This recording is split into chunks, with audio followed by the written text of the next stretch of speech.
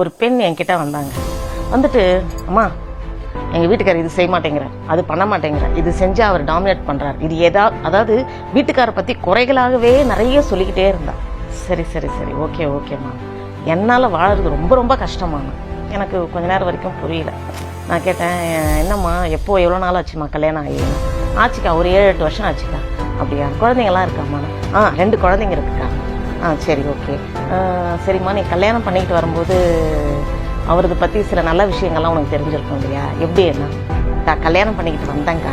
சரிம்மா, நான் 10th கூட ஃபெயில் தாங்க்கா. ஓகேக்கா. அந்த காலத்தில் அப்படியே கல்யாணம் பண்ணி வச்சுட்டாங்க்கா.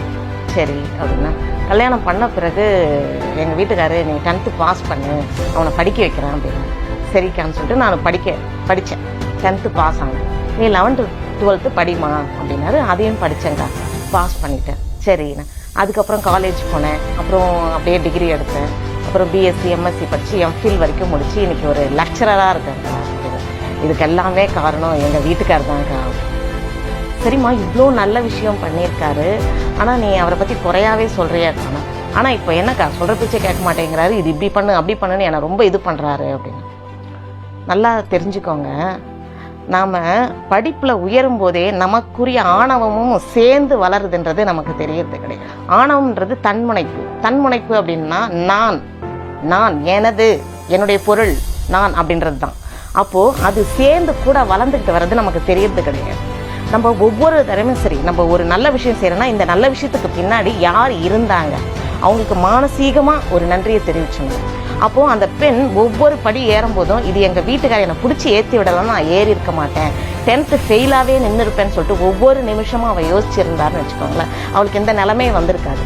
அதுக்கப்புறம் அந்த பிள்ளையை உட்கார வச்சு எல்லாத்தையும் ஒவ்வொன்றும் சொல்லும்போது, அக்கா மன்னிச்சிடுங்கக்கா, எனக்கு தெரியாமல் எனக்குள்ளே ஒரு ஆணவம் வளர்ந்துருக்குன்றதே எனக்கு தெரியாமல் போச்சு.